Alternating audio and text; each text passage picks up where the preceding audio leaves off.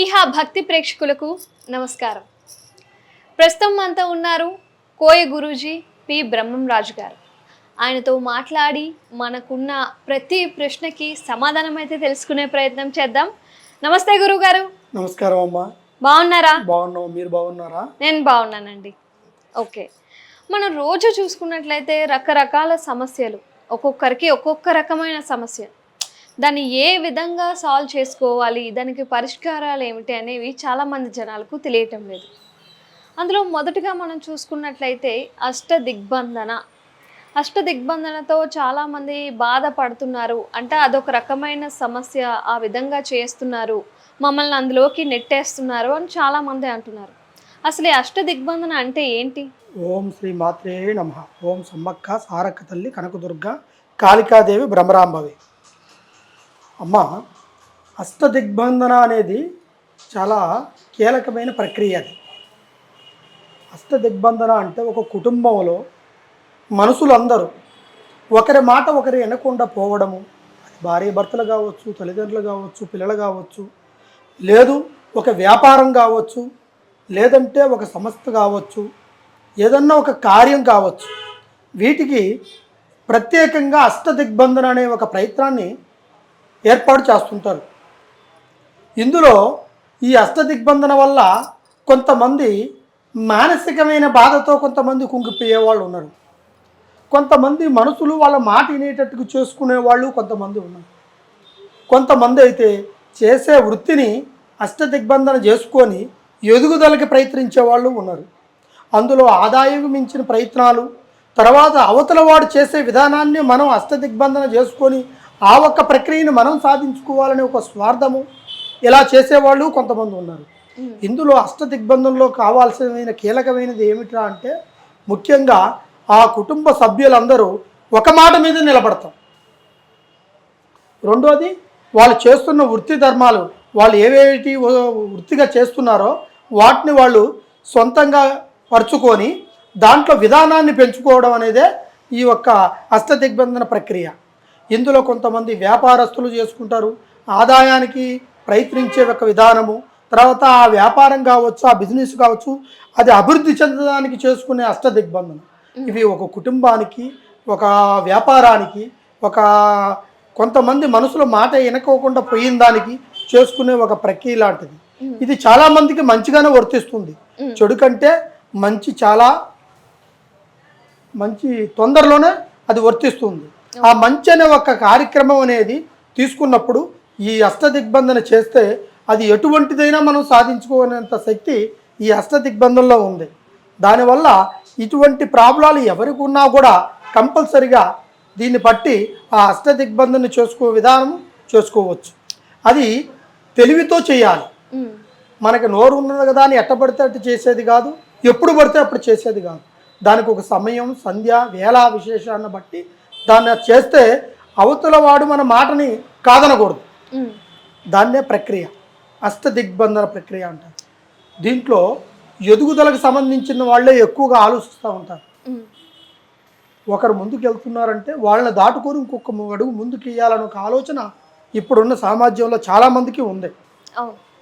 అది ఎవరికి తెలియదు. కొంతమందికి ఈ అష్టదిగ్బంధన ఈ విధంగా ఉపయోగపడుతుంది కదా అని. కొంతమందికి అయితే తెలియకుండానే కొంతమంది బాధపడే వాళ్ళు ఉన్నారు, దీన్ని ఉపయోగపరుచుకొని ముందుకు వెళ్ళే వాళ్ళు ఉన్నారు.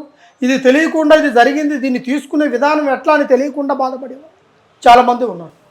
ఇట్లక్క కొంతమందికి మానసికంగా నలిగిపోతుంది. మరి అష్టదిగ్బంధన జరిగిందని ఏ విధంగా తెలుస్తుంది మనకి? ఈ అష్టదిగ్బంధన మనకి జరిగిందని తెలుసుకోవడం విధానం ఎలా ఉంటుందంటే, ముఖ్యంగా ఒక కుటుంబాన్ని తీసుకోండి. ఆ కుటుంబంలో మన మాట, ఎవరి మాట, ఒక పెద్దల మాట పిల్లలు వినరు.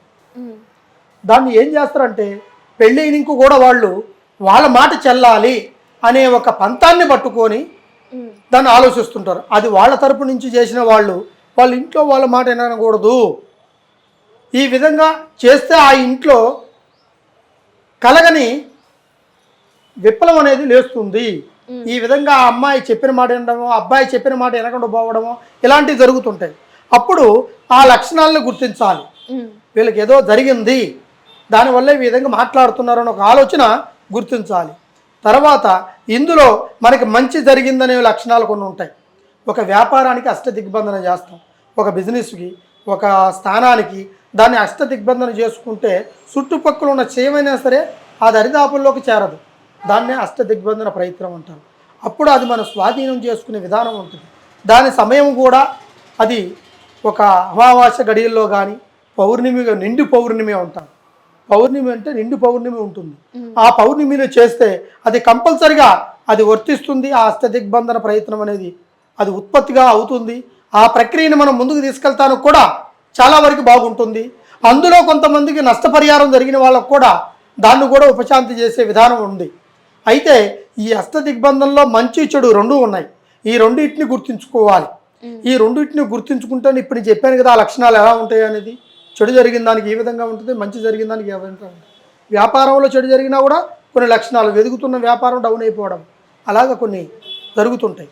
ఇట్లా ఈ ప్రాబ్లాన్ని బట్టి ముందుకు పోతే మనం ఖచ్చితంగా దాన్ని మనం చేరుకొని ఆ ఒక్క ప్రక్రియను మనం స్వాధీనం చేసుకోవచ్చు.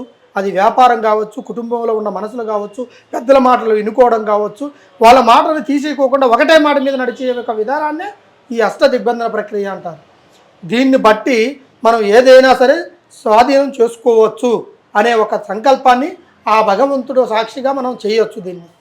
కానీ ఇటువంటి సమస్యలు ఎవరికున్నా, ఇటువంటి మంచి కార్యక్రమం చేసుకోవాలనుకున్నా, ఎటువంటి సమస్యలు ఉన్నా కూడా ఒక్కసారి మమ్మల్ని సంప్రదిస్తే, ఈ కనబడే నెంబర్కి ఒక్కసారి కాంటాక్ట్ చేస్తే కంపల్సరిగా మీకు దానికి తగ్గ ఫలితాన్ని మీకు అందిస్తాను. ఒకవేళ ఆ ప్రాబ్లం కానీ జరిగి ఉంటే దాని పరిష్కారము చేస్తాను. ఒక మంచి జరగడానికి దాని సరైన అష్టదిగ్బంధన సరైన పద్ధతిలో చేస్తే కంపల్సరిగా మీకు వర్తిస్తుందని. సంతానలేమి సమస్య అనేది మనం తరచుగా చూస్తూ ఉంటాం కదా, మరి దానికి పరిష్కారం ఏమైనా ఉందంటారా? కంపల్సరిగా ఇప్పుడు సంతాన విషయం అనేది చాలా కీలకమైన విషయం. ఇది ఒక వధూవరువులకి మ్యారేజ్ చేసుకొని వాళ్ళ పిల్లాపాపలతో సంతోషంగా అష్టైశ్వర్యాలతో కుటుంబంతో జీవించాలని ప్రతి ఒక్కరికి ఉంటుంది. ఆ సబ్జెక్ట్తోనే ఒక పెళ్ళి అనే ప్రక్రియని ముందుకు తీసుకొస్తారు జనాలు. అది ఇప్పుడు నుంచో విన్న విషయం కాదు. అది ఎప్పుడో అది తాతల ముత్తాతల నుంచి అక్కడ పైన దేవుళ్ళ నుంచి వచ్చిన వధూవరువులకి కళ్యాణ సంకల్పం. దాంట్లో మొదటిది సంతాన ప్రాప్తిరస్తు. ఈ సంతానము కలిగిన వాళ్ళు చాలా వరకు తృప్తితో ఆనందంతో ఉంటారు. ఇప్పుడు పెళ్లి చేసుకున్న తర్వాత ఎవరి ఇంటికి వెళ్ళినా, ఎవరి ఫంక్షన్కి వెళ్ళినా కూడా వాళ్ళు అడిగేది మీరు సంపాదించిన ఆస్తులు ఎన్ని, ఎక్కడెక్కడ పెట్టారు, మీ పేరులో ఎంత ఉందని ఎవరు అడగరు. మీకు మ్యారేజ్ ఎన్నాళ్ళు అయింది, ఎంతమంది సంతానం అని అడిగే దాన్నే ఎక్కువగా ఆలోచిస్తుంటారు. ఎందుకంటే సంతానం అనేది ఒక స్త్రీ పురుషులకి ఒక విలువ, ఒక కుటుంబాన్ని చేపర్చుకునే క్రియ. అది దాన్ని బట్టి ఆ సంతానము చాలా ఆనందంగా కలుగుతుంది. చాలామందికి కలిగిన తర్వాత చాలామంది సంతోషంగా దాన్ని ఉత్పత్తి పరుచుకొని ఆ కుటుంబాన్ని ఒక వృక్షం మాదిరిగా పెంచుకుంటూ పోతుంటారు. ఒక వృక్షానికి కొమ్మలు వస్తుంటాయి కదమ్మా, అలాగనే కుటుంబం అనగా పిల్లలు, ఆడపిల్లలైనా మగపిల్లలైనా ఆ సంతానం కలిగినప్పుడే ఆ కుటుంబంలో ఆ తల్లిదండ్రులకు కలిగిన ఆనందము, వాళ్ళ తర్వాత వాళ్ళ పెద్దలు, తాతలు, ముత్తాతలు ఆ యొక్క పరంపర అలాగనే ఆ వారసత్వం వస్తుంటుంది. మరి అదే పెళ్ళైన తర్వాత కొద్ది సంవత్సరాల దాకా ఒక 3 సంవత్సరాల నుంచి పైభాగం పడిన వాళ్ళు సంతానం లేకుండా చాలా బాధలు పడుతుంటారు. వాళ్ళకి ఒక హస్బెండ్ అండ్ వైఫ్కి వచ్చేసి ముఖ్యంగా సంతోషం అనేది మ్యారేజ్ అయిన ఒక 1 year 2 years వరకు వాళ్ళు హ్యాపీగా వాళ్ళ యొక్క దాంపత్య జీవితాన్ని గడుపుతారు. దాని తర్వాత సంతాన ప్రాప్తి అనేది ఒకటి మనసులో కలుగుతుంది. అది జనాలను చూసి తన మనసులో కలిగి నాకంటూ ఒక బిడ్డ ఉండాలి అని ఒక ఆలోచన అది ఇరు వర్గాల వాళ్ళకి కలుగుతుంది, భార్యాభర్తలకు ఇద్దరికి. అటువంటి దానికోసం వాళ్ళు 3 సంవత్సరాలు దాటిన తర్వాత కలగలేదు అని ఒక ఆలోచన వచ్చిన తర్వాత వాళ్ళు ఏమిటా ఈ సందేహం అని అనుకొని గుళ్ళు గోపురాలు తిరగడం మొదలు పెడతారు. ఎందుకంటే 1 year 2 years 3 years దాని తర్వాత అనుమానం ఏమిటా అని ఆలోచిస్తారు. అయితే ఈ గుడి గోపురాలు ముఖ్యంగా పెద్దలు చెప్పిన మాట ఏంటంటే, ఒక నాగ ప్రతిష్ట పుట్టకెళ్ళి పాలు పోస్తే మనకి సంతానం కలుగుతుందని ఒక పెద్దలు చెబుతూనే ఉంటారు. ఒక దేవుడి దగ్గరికి వెళ్ళి ఆ కోరిక మొక్కుకుంటే దానికి మనకి సంతానం కలుగుతుందని చెప్తారు. కొంతమంది అయితే ఒక చెట్టుకి, జివ్వి చెట్టు కావచ్చు, లేకపోతే రాగి చెట్టు కావచ్చు, వేప చెట్టు కావచ్చు, దానికి ముడుపు కట్టాలి, కడితే కంపల్సరిగా ఈ విధమైన ప్రయత్నం ప్రకారం మనకి సంతానం కలుగుతుంది, అది 1 ఇయర్లో కలుగుతుంది అన్నట్టుగా కొంతమంది గురువులు స్వాములు చెబుతుంటారు. అది దాన్ని కూడా మన వాళ్ళు తీసుకొని దాని గురించి కూడా పూజలు పురస్కారాలు తిరుగుతూ ప్రతి ఒక్క గుడి తిరుగుతూనే ఉంటారు. అయితే దీంట్లో ఎందుకు తిరుగుతారు అని అంటే దాంట్లో కొన్ని దోషాలు ఉంటాయి. అది మొదటగా తగిలేది ప్రతి ఒక్క మనిషికి దానికి తగిలే ఒక సంతానంలో అక్షంతల దోషం ఉంటుంది. అంటే అక్షంతల దోషము అనేది ఎలా ఉంటుందిరా అంటే ఒక సంతానం లేని స్త్రీ 3 ఇయర్స్ నుంచి 9 ఇయర్స్ వరకు ఈ ఒక్క గ్యాప్లో సంతానం కలక్కోకుండా పోయిన స్త్రీ ఏమో చేస్తుందంటే దానికి ఒక ప్రక్రియ ఉంటుంది. ఒక స్వామి దగ్గరికి వెళ్ళి ఆ స్వామితో పరిష్కారం ఎలాగ స్వామి నాకు 9 సంవత్సరాలు అయింది కళ్యాణం ఇంతవరకు సంతానం కలగలేదు అంటే దానికి ఆ స్వామి ఏదో ఒక విధానంతో ఆయన కొన్ని చేసి ఆ బిడ్డకి సంతానం కలిగే ఒక ప్రక్రియని చెప్పి నీకు వధువరువులు ఎక్కడ కొత్తగా నూతన దంపతులు కనబడతారో ఈ అక్షంతలను తీసుకెళ్ళి వాళ్ళ మీద చల్లెట్టుకైతే ఆ అక్షంతలు పెళ్ళి అయ్యేటప్పుడు వేస్తుంటారు కదా అక్షంతలు, ఆ టైంలో దాంతోపాటు ఇది కూడా కలిపేస్తే నీకు పట్టిన దోష సంకల్పం తొలగిపోతుంది, అది నూతన వధువులతోనే దూరం అవుతుంది అనే ప్రక్రియ కొంతమంది స్వాములు చెబుతుంటారు. ఆ ప్రక్రియలోనే మొదట తగిలే ఒక సంతానంలో తగిలే ప్రాబ్లం. రెండవది వచ్చేసి నాగదోషం. ఈ నాగదోషం కూడా ఎలా ఉంటుందా అంటే మనం పావును చూసింది కాదు, కొట్టింది కాదు, చేసింది కాదు. కొన్ని స్వప్నంలో వస్తుంటాయి, కొన్ని మనం కళలను బట్టి వస్తుంటాయి. అదేవిధంగా ఈ యొక్క కళా స్వప్నంలో వచ్చే విధానాన్ని బట్టి దాంట్లో భర్త కావచ్చు, లేకపోతే భర్తకి పెళ్లి కాకముందు కావచ్చు అతను పామును కొట్టడం కానీ లేకపోతే పాముని వెంబడించడం కానీ ఇలాంటివి జరుగుంటాయి కొంతమందికి. దాని తర్వాత వాళ్ళు పెళ్ళిళ్ళు చేసుకున్న తర్వాత ఆ దోష ప్రభావం కరెక్ట్గా భార్య మీదకి తగులుతుంది, అంటే వాళ్ళకి సంతాన ప్రక్రియని కలగనీయకుండా ఇలాగ నాగదోష ప్రతిష్టలు కొంతమందికి కొన్ని తగులుతుంటాయి. కొంతమంది అయితే దారిలో పోతుంటేనే 2 పెనుపాములు అవి పెనేసుకుని తిరిగేటప్పుడు ఆ ఒక్క శిరసని వీళ్ళు కొట్టరు చూడరు, వీళ్ళు పోయేటప్పుడు వీళ్ళ నీడ ఆ ఒక్క శిరస మీద పడిపోతుంటుంది అన్నమాట. వాటి మీద అవి పెనేసుకుంటుంటే అవి గొడవకు పడతాం కాదు, కలిసిమెలిసి తిరుగుతుంటాయి. అప్పుడు ఆ తలనీడ దాని మీద పడ్డప్పుడు ఏం జరుగుతుంది అంటే కంపల్సరిగా వాళ్ళ భార్య భర్తల్లో మొదటగా కలిగేది కళ అంటే గొడవ. వాళ్ళు ఎలాగా ఆ 2 పాములు ఎలాగ విడిపోతాయో వాళ్ళు అట్లకన్నా విడిపోవాలి, లేదా వాళ్ళకి సంతానం కలక్కోకుండా పోవాలి అనే ఒక ప్రక్రియ. తర్వాత మూడోది మైల దోషం. అంటే స్త్రీలు డేట్ అవుతుంటుంటారు అన్నమాట. ఆ మంత్లీ అవుతుంటారు, అది భగవంతుడు ఇచ్చిన సృష్టి. దాంట్లోనే కొన్ని చెడు క్రియలు చేరుకుంటాయి. అప్పుడు వాళ్ళకి ఏంటంటే ఈ నెల కాలేదు అనుకుంటే వాళ్ళు నిర్ధారణ చేసుకునేది ఏంటంటే 2 months వరకు కాకపోతే వాళ్ళు కన్ఫామ్గా ప్రెగ్నెంట్గా ఉన్నదేమో అని ఒక ఆలోచన కలుగుతుంది. కానీ అది ప్రెగ్నెంట్ కాదు, అది సండి మాదిరిగా ఉంటుంది. అంటే అది నీరై కరిగిపోతుందే తప్ప నీళ్ళు అది నిలబడేదానికి అవకాశం ఉండదు. మళ్ళీ దాని సమయం దాటిన తర్వాత అంటే ఆ డేటు మంత్లీ ఆ డేట్ దాటిన తర్వాత వస్తుంది, వచ్చినప్పుడు అప్పుడు ఆ ప్రక్రియ ఏంటి అది దూరం అయిపోయినట్టుగా. దాని దోషాలు కూడా కొన్ని ఉంటాయి, అవి కొంతమందికి తెలియకుండా కొంతమంది అయితే గర్భదోషంలో ఉంటాయి. ఆ గర్భదోషాలు ఎలా ఉంటాయి అంటే ఒక సమస్య వచ్చింది, గుళ్ళు గోపురాలు తిరిగి ఇన్ని తిరిగినా ఏమీ మనకి ప్రయోజనం లేదు, అయితే డాక్టర్ని ఒకసారి కన్సల్ట్ కావాలి అనే ఒక ఆలోచన కొంతమంది కలుగుతుంది. ఆ డాక్టర్ని కన్సల్ట్ కలిగినప్పుడు కంపల్సరీగా వాళ్ళకి ఏంటంటే ఆ ప్రాబ్లము దాంట్లో నీటి బుడుగులు ఉండడము, అంటే గర్భసంచి నీటి బుడుగులు ఉండడము, గర్భసంచి చిన్నదిగా ఉండడము, లేదంటే ఆ గర్భసంచిలో ఉత్పత్తి లేకుండా పోవడము, ఇలాంటి చిన్న చిన్న ప్రక్రియలు ప్రాబ్లములు అది ఒక ఆరోగ్య సమస్య ద్వారా కొన్ని వచ్చేవి ఉంటాయి. ఇట్లా కొన్ని సమస్యలు సంతానానికి కలక్కోకుండా పోవటానికి కొన్ని కారణాలు ఈ రీజన్ ఉంటాయి, లక్షణాలు. దీన్ని బట్టి మనము ఆలోచించాల్సింది ఏంద్రా అంటే ముందుగా మనము సైన్స్ ఎలాగ మనం నమ్ముతున్నామో డాక్టర్ల ద్వారా పోతే మనకు నమ్ముతున్నామో కొన్ని దైవశక్తులు కొన్ని దుష్టశక్తులు కూడా ఈ ప్రభావాల వల్ల ఈ యొక్క దోషాల వల్ల ఈ యొక్క లక్షణాలు ఉన్న కలిగిన వాళ్ళ వల్ల వీళ్ళకి మనశ్శాంతి ఉండదు. ధనం ధాన్యం అన్నీ సంపాదించుకుంటారు, సొమ్ములు సుమందాలు వాళ్ళు తిరిగే తెప్పటి ఎక్కడికి పోయినా కూడా 10 మందిలో మంచి పేరు వాళ్ళ సొసైటీలో పేరు నిలబెట్టుకుంటారు తప్ప వాళ్ళకి సంతాన ప్రాప్తి కలక్కోకుండా కొన్ని వందలాది మంది బాధలు పడుతుంటారు. కొంతమందికి అయితే సంతానం కలిగిన ఇంకో కూడా ఆ బిడ్డ నిలబడకుండా నీరై కరిగిపోవడము, పుట్టిన తర్వాత చనిపోవడము ఇలాంటివి జరుగుతుంటాయి. వీటన్నిటికీ ఈ దోషాల కార్యక్రమం అనేది కంపల్సరిగా ఉంటుంది, అది గుర్తించాలి. అది దేవుడి దగ్గరికి పోయి తెలుసుకుంటే కాదు, దైవ బలం ఉంది కాబట్టే సంతానం కలిగేదాన్ని కూడా కలగనీయకుండా చేస్తున్నది అంటే ఇవన్నీ అడ్డుపడుతున్నానికి కారణం. అవును.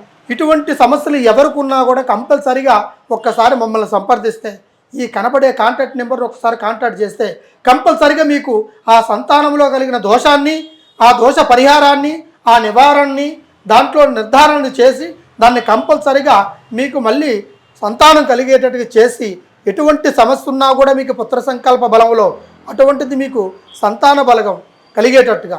మనిషికి 5 ఉంటాయి దైవ సంకల్పాలు. ఒకటి ధైర్య సంకల్పం, ధన సంకల్పం అంటే ధనలక్ష్మి, ధైర్యలక్ష్మి, ధాన్యలక్ష్మి, ధనలక్ష్మి, సంతానలక్ష్మి, భాగ్యలక్ష్మి. ఈ 5 మంది ఈ ముత్తైదుల సంకల్పం ద్వారాగా ఆ సంతానం 100% మీకు కలిగేటట్టుగా విధానాన్ని, ఆ ఒక పూజ విధానాన్ని కంపల్సరిగా చెప్తాను నేను. దాని పరిష్కారం కూడా ఉంది. కంపల్సరిగా నమ్మకంతో రండి. మీకు ఏ కార్యక్రమైనా సరే కంపల్సరిగా చేసి మీకున్న ప్రాబ్లాన్ని నేను సాల్వ్ చేస్తాను. సంతానం కలిగించే మార్గం చెప్తా. ప్రేమ, పెళ్ళి ఇవి ఒక రకంగా కొందరికి సమస్య అనే చెప్పాలి. కొందరికి చాలా మంచి జరుగుతుంది, కానీ చాలామందికి ఏంటంటే వాళ్ళు ప్రేమించుకుంటారు, పెళ్లి చేసుకోవాలి అంటే చాలామంది అడ్డు చెప్తూ ఉంటారు. వాళ్ళ తల్లిదండ్రులు కావచ్చు, వీళ్ళ తల్లిదండ్రులు కావచ్చు. మరి ఇలాంటి సమస్యలకు పరిష్కారం ఏంటి?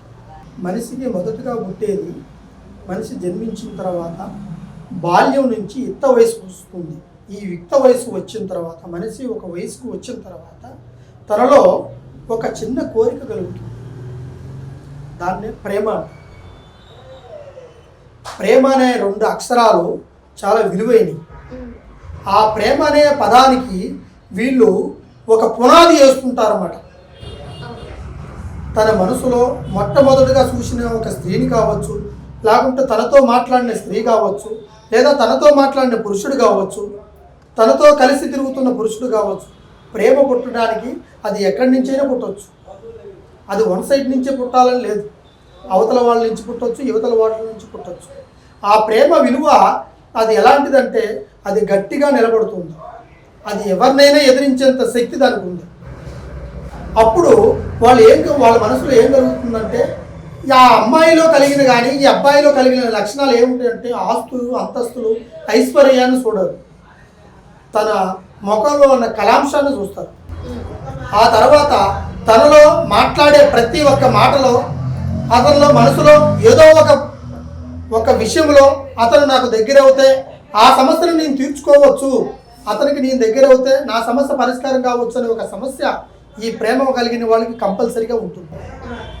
అటువంటి వాళ్ళు కొంతమంది ఆ ప్రేమ గురించి ఇంట్లో వాళ్ళు కూడా బెదిరించి, పెద్దలు చెప్పిన మాట కూడా వినకోకుండా దాని గురించి దూరంగా వెళ్ళి కూడా వాళ్ళు కొంతమంది పెళ్లి చేసుకునే వాళ్ళు ఉంటారు పెద్దల్ని ఎదిరించి. కొంతమంది ఇట్లా ప్రేమిస్తూ వాళ్ళ మనసులో నలిగిపోతూ వాళ్ళు కలవకుండా, పెద్దల మాటలకి వాళ్ళ జవిదాటిపోకుండా, వాళ్ళ మాటని ఖండించకుండా ఇట్లా బాధపడుతూ వాళ్ళ కుటుంబంలో వాళ్ళే శిక్ష విధించుకుంటుంటారు. కొంతమంది ఆత్మహత్యలు, కొంతమంది డిసైడ్ అయిపోతారు, ఇక నాకు వీడి తప్ప వాడికి, ఆ అమ్మాయి తప్ప వాడు తప్ప నాకు వేరే పెళ్లి వద్దు, వేరే వ్యక్తి వద్దు అన్నట్టుగా కొంతమంది నిర్ణయం తీసుకుంటారు. కొంతమంది అయితే సావుకు సిద్ధమైపోతారు. కొంతమంది అయితే ఎవరినైనా సరే ఎదిరించేసి నేను వెళ్ళిపోతాను, దేనికైనా సిద్ధమే అనుకున్నట్టుగా అటు ఆడవాళ్ళ దాంట్లోనూ ఇటు పురుషుల దాంట్లోనూ కంపల్సరీగా ఉంది. అయితే దీన్ని కొంతమంది చొమ్ము చేసుకునే వాళ్ళు కొంతమంది ఉన్నారు. ప్రేమను అడ్డం పెట్టుకున్నారు. ఎలా ఉన్నారంటే వాడు అవసరం తీరేంత వరకే తనతో నటిస్తామంటాం, ఆలోచిస్తుంటాం. నటించేవాడినైనా నమ్మచ్చు కానీ జీవించేవాడిని నమ్మకూడదు. నటన వేరు, అది కళ్ళ ముందు కనబడేది. జీవించడం వాడు ఆత్మలో పెట్టుకున్న కుళ్ళు ప్రక్రియతో కూడుకుంటుంది. అంటే తనకి ఎట్లయినా దగ్గర కావాలి, తనతో ఏదైనా సరే ఏవో ఒక వైవాహిక ఒక సంబంధాన్ని పెట్టుకోవాలి. దాని తర్వాత దాని అవసరం తీరిపోయిన తర్వాత, వాడి అవసరం తీరిపోయిన తర్వాత దూరం చేసుకోవాలనే ఒక ప్రక్రియ అది ఇరు వర్గాల్లోనూ ఉంటుంది. దాన్ని అడ్డం పెట్టుకొని కొంతమంది ఇబ్బంది పెట్టడము, అవతల వ్యక్తి సాగుదాకు వచ్చేటానికి చేయడము, లేదంటే నువ్వు ఇంత కట్నం ఇస్తేనే దాన్ని నేను చేసుకుంటా, మా ఇంట్లో వాళ్ళు వద్దంటున్నారు, లేదంటే వేరే మ్యారేజ్ చూస్తున్నట్టున్నారు అనే ఒక ఆలోచనలు కూడా ఎక్కువగా ఈ దాంట్లో కలుగుతుంటాయి ఇప్పుడున్న యూత్ జనరేషన్.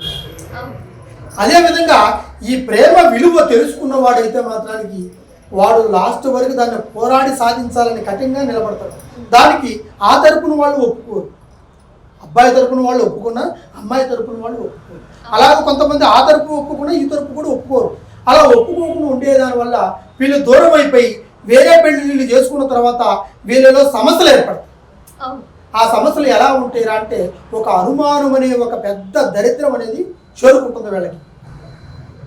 ఎందువల్ల చేరుకుంటుంది? తనకి మనసు లేకోకుండా మనసు ఒకటి దగ్గర పెట్టుకొని శరీరాన్ని ఒకటి ప్రయత్నం చేస్తే ఆ స్త్రీ కానీ ఆ పురుషుడు కానీ చాలా వరకు కుంగిపోతుంటాడు. ఆ ప్రక్రియ తెలియకుండానే వాడికి అనుమానం రావడమో లేకపోతే ఆవిడికి అనుమానం రావడమో ఇలా జరిగి చిన్నది పోయి పెద్దదైపోయి ఆ సమస్యలు వాళ్ళు దూరం అయిపోయే కాడికి వస్తుంది.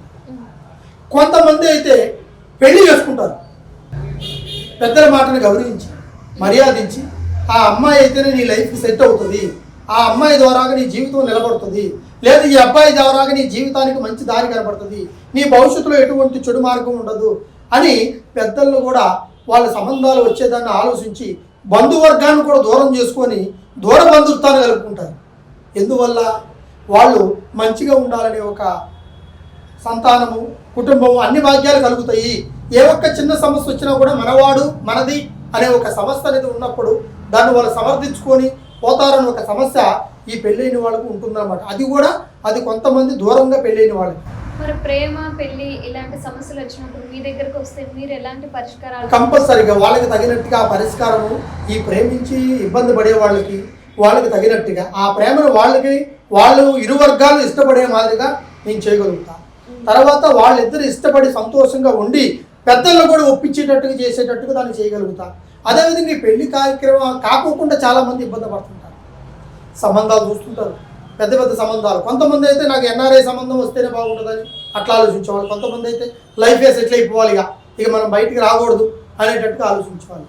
మనం పెళ్లిలో కానీ ప్రేమలో కానీ చూడాల్సింది ధనము ధాన్యము కాదు, ఆ మనిషిలో గుణాన్ని గుర్తించాలి, దాని లక్షణాలు గుర్తించాలి, దాని మాట తీరు.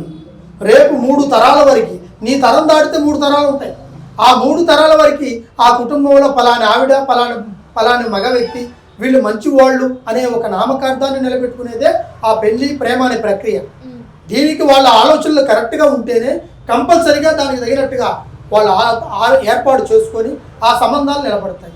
ఇప్పుడు అలా లేనందువల్ల వీళ్ళు ప్రేమించుకున్న వాళ్ళు దూరం అయిపోవడము, పెళ్లి చేసుకున్న వాళ్ళ దాంట్లో కూడా వాళ్ళకు కలక్కోకుండా పోవడము, అభిమానాలు లేకుండా ఏదో ఒక సాకుతో ఇబ్బందులతో దూరం అయిపోవడము, లేదు పక్కన వాళ్ళు చెప్పించడం, నువ్వు అమ్మాయిని చేసుకోకుండా ఈ అమ్మాయిని చేసుకుని ఉండుంటే ఖచ్చితంగా నీ లైఫ్ సెటిల్ అయ్యేది, లేదు నువ్వు అబ్బాయి నా మాట కాదని నువ్వు చేసుకున్నావు ఈరోజు నువ్వు అనిపించే తీరాలి.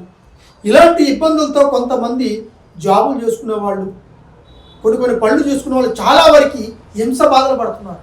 వాళ్ళ వ్యాధులను చెప్పుకుంటానికి వర్ణించడానికి ఏమీ ఉండదు. ఎందుకంటే నిత్యము వ్యాధనే వాళ్ళకి. ఆహారం తిన్నా, ఒక పని మీద చేసినా వాళ్ళ మైండ్ వాళ్ళకి పనిచేయదు. వాళ్ళు ఇక ఎవరు చెప్పినా కూడా వినే స్టేజ్లో ఉన్నారు. ఎందుకంటే నన్ను మోసం చేశాడు, నన్ను ఇబ్బంది పెట్టాడే, ఈ విధంగా వాళ్ళు ఆలోచించాలి. మరి వాడిని నేను చేరుకునేది ఏ విధంగా, వాడు నాకు సొంతమయ్యేది ఏ విధంగా, మీ ఇద్దరం కలిసి బతికేది ఎట్లాగా అనే ఒక ఆలోచనలోనే కొంతమంది.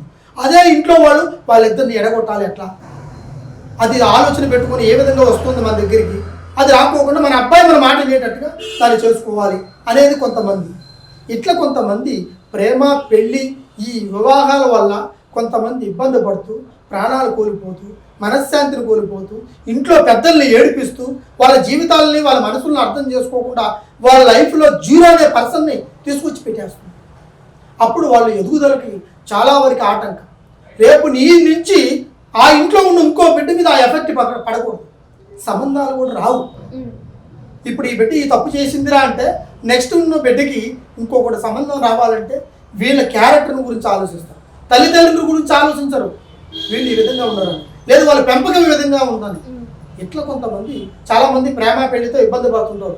అటువంటి వాళ్ళకైతే మీకు ఎటువంటి సమస్య ఉన్నా ఈ ప్రేమలో కానీ ఈ పెళ్లిలో కానీ ఏ సమస్య ఉన్నా ఒక్కసారి నన్ను కన్సల్ట్ అయితే దానికి తగినట్టుగా నేను కంపల్సరీగా పరిష్కారం చేసి దానికి తగినట్టుగా మీకు మీ కుటుంబాలను నిలబడే మార్గం ప్రకారం చేసి భార్య భర్తలను దగ్గర అయ్యేటట్టుగా మీ ప్రేమ పెళ్లిళ్ళు జరిగేటట్టుగా మీకు కళ్యాణంలో ఎటువంటి లోటు లేకుండా మీకు అన్ని విధాలుగా నేను పరిష్కారం చేస్తాను. గురుగారు, స్త్రీ పురుషుల వశీకరణ అనేది నిజంగానే ఉంటుందా?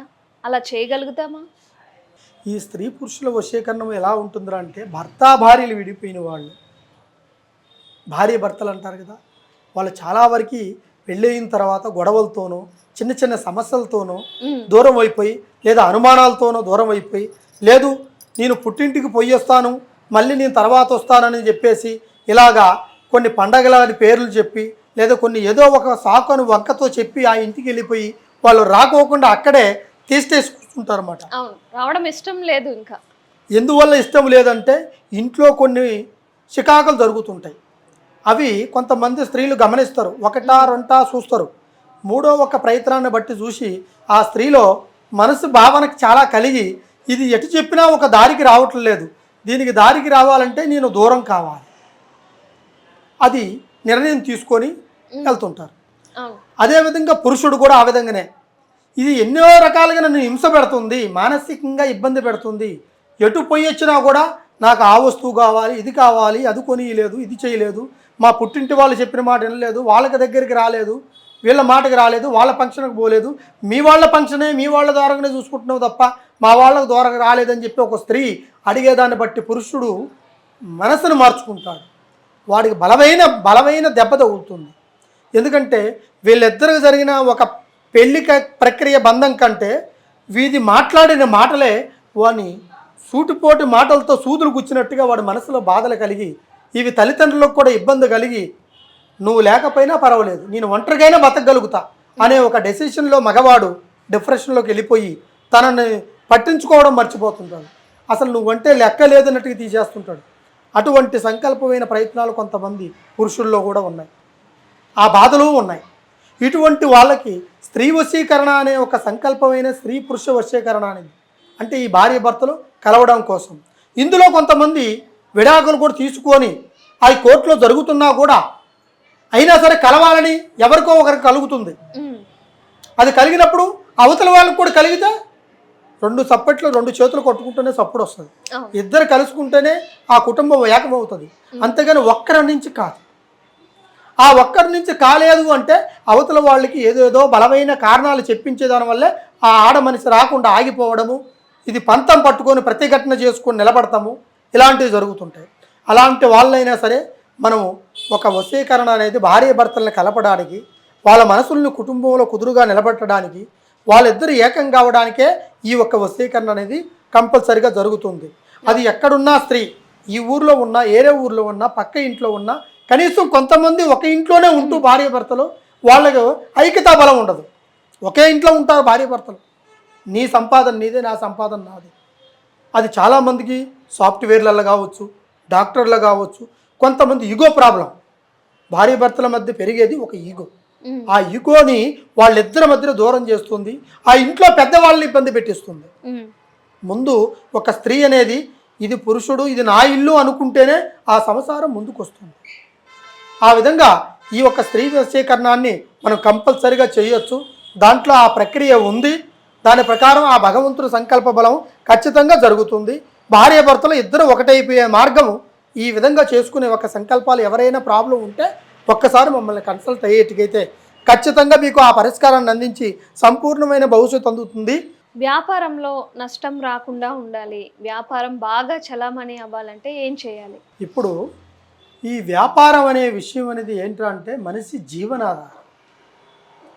అంటే మనిషి చిన్నపాటి ఉద్యోగం నుంచి ఒక పెద్దపాటి ఉద్యోగం వరకు, మనిషి చిన్న వ్యాపారం నుంచి ఒక పెద్ద వ్యాపార సంస్థను సాధించేంత వరకు ఇది ప్రతి ఒక్కరి జీవనాధారం అనేది ఒక ప్రక్రియ.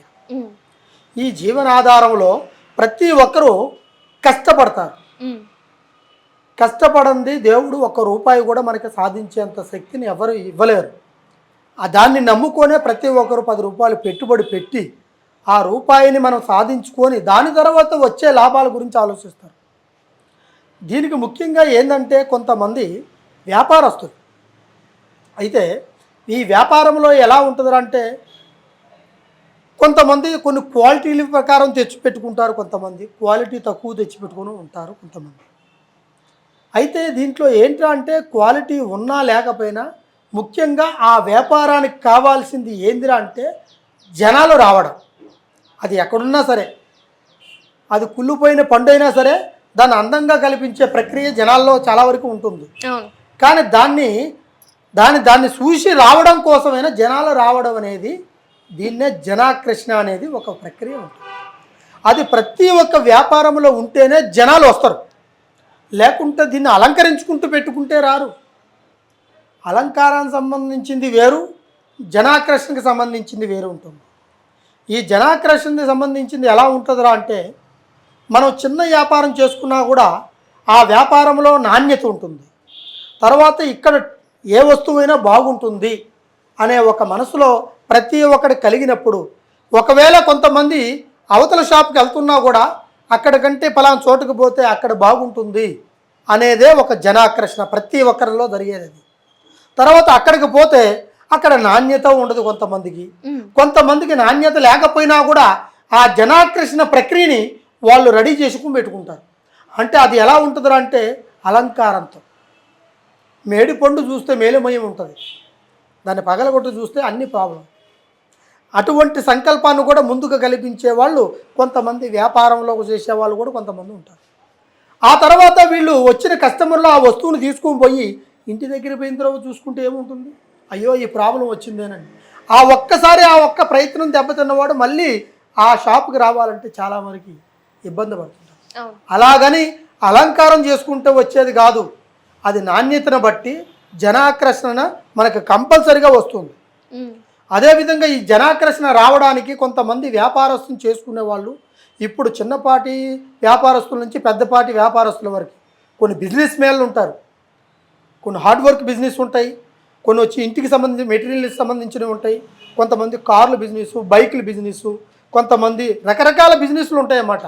ఫైనాన్స్ బిజినెస్, ఆటోమొబైల్స్, కార్లు, తర్వాత వెహికల్స్ పరంగా కావచ్చు, లేకుంటే ఒక ఫ్రూట్స్ పరంగా కావచ్చు, లేదా ఒక చిన్నపాటి కిరాణా షాపులు కావచ్చు, లేకుంటే ప్రతి ఒక్కటి నిత్యం ఇంట్లో అవసరమైన సరుకుల గురించి కావచ్చు, ప్రతి ఒక్క వ్యాపారం అనేది కంపల్సరీగా 100% అది ఉంటుంది, అందరికీ అవసరమైనది. ఆ అవసరమైన వాటి గురించి కొంతమంది ఏంటంటే ఆపోజిట్గానే ఉంటాయి. ఎలా ఉంటాయంటే ఇక్కడ షాప్ ఉందో అనుకోండి, పక్కన ఉండొచ్చు, ఎదురు ఉండొచ్చు, అంటే ఆపోజిషన్ ఉంటాయి. ఇది మొదట్లో పెట్టుకున్న వాడి వ్యాపారం సాగుతూ ఉన్నప్పుడు సడన్గా దానికి ఆపోజిట్ ఇంకోటి వచ్చి పెడతాడు, అప్పుడు వీడి వ్యాపారం డౌన్ అయిపోతుంది. అవతల వాడి వ్యాపారం ఎదుగుదల అవుతుంది. ఎదుగుదల అయినప్పుడు వాడి ఆలోచన ఎలా ఉంటుంది అంటే, నాది ఎందుకు డౌన్ అయిపోతుంది, వాడిది ఎందుకు ఎదుగుతుంది అన్నప్పుడు అక్కడ చిన్న లాజిక్ ఏంద్రా అంటే, కొంతమంది నాకు వచ్చే కస్టమర్లు కూడా వాడికి వెళ్ళిపోతున్నారు, కారణం ఏముందిరా అంటే వాడు దాని జనవశీకరణాన్ని వాడు ఏర్పరచుకున్నాడు. అప్పుడు అది ఏర్పరచుకున్నప్పుడే వాడికి ఎక్కడున్నా కూడా జనాలు దాన్ని కంపల్సరీగా వస్తున్నారు. ఎందువల్ల అంటే వాడు నాణ్యత లేని వస్తువు అమ్మినా సరే దాన్ని కొనడానికైనా సిద్ధంగా పోతారు. ఎందువల్ల అప్పుడు వరకు వాళ్ళకి వర్తిస్తుంది. ఇప్పుడు వీడు నాణ్యత గల వస్తువు చేసుకుని మొదటి నుంచి వ్యాపారం జరుగుతున్న వాడికి డౌన్ అయిపోతుంది కదా, చేసిన వస్తువులు తెచ్చుకున్న వస్తువులు అన్నీ అలాగనే ఊడిపోతాయి, ఆ సరుకు పోదు. అప్పుడు వాడికి ఎంత బాధాకరంగా కలుగుతుంది. ఇక్కడే కాదు, ఎక్కడెక్కడి నుంచో ఇక్కడికి వస్తుంటారు, ఇక్కడి నుంచి ఎక్కడికో వెళ్తుంటారు వ్యాపారస్తులు. దాన్ని జీవనాధారం పొట్ట చేత పట్టుకొని కోటి విద్యలు కూటు కొరకు వస్తున్నట్టుగా వీళ్ళు పరిగెడుతుంటారు. దానికంటూ ఒక జనాకర్షణ అనేది ఉండాలి. అది ఉంచుకుంటేనే వ్యాపారం కంపల్సరిగా అభివృద్ధిలోకి వస్తుంది. అది చిన్నపాటి వ్యాపారం అయినా, పెద్దపాటి బిజినెస్ అయినా, పెద్ద ఫైనాన్షియల్ అయినా బిజినెస్లు అయినా సరే, ఒక వాహనానికి సంబంధించింది కానీ, లేదు ఒక వస్త్ర బలానికి సంబంధించింది కానీ, ఒక అలంకారానికి సంబంధించింది కానీ, ఒక స్త్రీలలో ప్రతి ఒక్కరి అలంకారానికి సంబంధించింది ఎక్కువగా ఉంటుంది. ఫ్యాన్సీ ఐటమ్స్ అని, శారీస్ అని, తర్వాత చిన్నపిల్లల బట్టలని, లేకుంటే ఈ గోల్డ్ నగలని, ఈ విధంగా కొంతమంది డబ్బును ఖర్చు పెట్టి ఎక్కువగా బిజినెస్ కోసం అది ప్రిపేర్ కావాలి, దాన్ని మనం డెవలప్మెంట్ చేసుకోవాలని ఆలోచనతో ఉంటారు.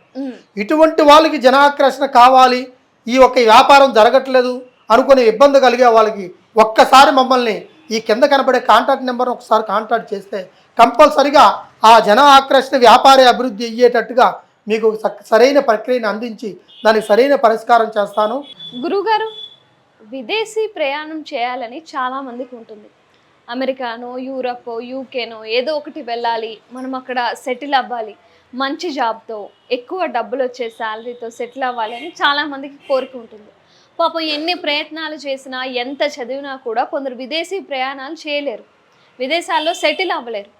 మరి అలా సెటిల్ అవ్వాలి అంటే మీ దగ్గర పరిష్కారం ఏమైనా ఉందా? ఈ విదేశ ప్రయాణం అనేది చాలా గొప్పది. దీంట్లో ఎక్కువగా ఆలోచించే వాళ్ళు ఎందుకురా అంటే మన కుటుంబం కోసం, మన ఎదుగుదల కోసం, మనం బాగా బతకాలి, నలుగురిలో మంచిగా ఉండాలి, మన కుటుంబంలో ఉన్న పిల్లలు పెద్దలు అందరూ ఎదుగుదలకి రావాలి అనుకునేటట్టుగా కొంతమంది ఆలోచిస్తుంటారు. దీనికి కొంతమంది ఏంటంటే చదువుతూ ఉద్యోగాలు చేసేవాళ్ళు కొంతమంది ఉన్నారు. చదువుకొని ఉద్యోగాల కోసం ఫారెన్ వెళ్ళి అక్కడ సెటిల్ కావాలనుకునే వాళ్ళు ఉంటారు. కొంతమంది ఇందులో పని కోసం, ఇందులో కొంతమంది పనులు చేసుకొని, అంటే వాళ్ళకి ఉద్యోగాలు లేవు, తర్వాత చదువు లేదు, అక్కడ కూలి పనో లేకుంటే ఏదో ఒక ఇంట్లో పనో డ్రైవర్ పనో లేకుంటే వాళ్ళు అక్కడ ఇంట్లో ఒక స్టాఫ్ పనుగా చేసుకునే ఒక విధానాన్ని బట్టో వెళ్తుంటారు. ఇప్పుడు ఎక్కువగా గల్ఫ్ వెళ్తుంటారు అన్నమాట. కువైట్, దుబాయ్, తర్వాత అరబిక్ పని కోసం వెళ్తుంటారు. కొంతమంది ఈ అమెరికా, యూకే, అప్రోడు, వీళ్ళు సాఫ్ట్వేర్ ఉద్యోగస్తులు. ఇందులో కొంతమంది సాఫ్ట్వేర్ ఉద్యోగస్తులు ఉంటారు. కొంతమంది వాళ్ళు డిఫరెంట్ కొంతమంది ఉద్యోగాల కోసము అక్కడ ఒక కంపెనీ సాధించుకొని అక్కడ నిలబెట్టుకొని పోవాలి, అక్కడ సాధిస్తే ఫలానా కంపెనీలో మంచి శాలరీ ఉంది, మంచి భవిష్యత్తు ఉంటుంది, దాన్ని బట్టి మన లైఫ్ మారుతుంది, ఈ లైఫ్తో పాటు లైఫ్ పార్ట్నర్ కూడా కలిసి వస్తుంది అనే ఒక సబ్జెక్ట్ని తీసుకొని చదువుతూ కొంతమంది ఆ ఒక్క బిజినెస్ కోసం కొంతమంది పోయేవాళ్ళు ఉంటారు. కొంతమంది ఉద్యోగాల కోసం పోవడానికి ప్రయత్నిస్తుంటారు. ఆ విదేశ ప్రయాణాలు పోవడానికి ముఖ్యంగా మనకి వీసా కావాలి. ఆ వీసాలు కొంతమంది రాకపోవడము, దాని గురించి పడిగాపులు కాసుకుని తిరిగేవాళ్ళు కొంతమంది, దాని గురించి డబ్బు సెలవు పెడుతూ తిరిగేవాళ్ళు కొంతమంది. దాని తర్వాత వీసా వచ్చినాక కూడా ఆడిగిపోయిన తర్వాత ఆ ఒక్క సాఫ్ట్వేర్ జాబ్ గురించి పోయి దాన్ని వదిలేసి వేరే బిజినెస్లు చేసుకొని బతికేవాళ్ళు చాలామంది. ఎందువల్ల అక్కడికి పోయిన తర్వాత వాడికి అది కిక్ కాలేదు, అంటే అక్కడ వాళ్ళకి ఆ జాబ్ రాకోకుండా, ఆ జాబ్ రానియకుండా ఈ విధంగా కొన్ని ప్రాబ్లాలు అవి ఇంట్లో చెప్పుకుంటే బాధపడతారని అక్కడ ఏదో ఒక పని చేసుకుంటూ నేను సాఫ్ట్వేర్లోనే ఉన్నాను అనుకొని తల్లిదండ్రులతో చెప్పుకొని అక్కడ వాళ్ళు బాధపడకూడదు, వాళ్ళకి మనం రూపాయి పంపించాలని శ్రమతో చాలా వరకు వాళ్ళ ప్రాణాన్ని పణంగా పెట్టి పోరాడుతున్నారు. అదేవిధంగా ఈ కోయేట్కి వెళ్ళిన వాళ్ళు, ఈ కోయేట్లో చాలామంది హింస బాధలతో పడుతుంటారు.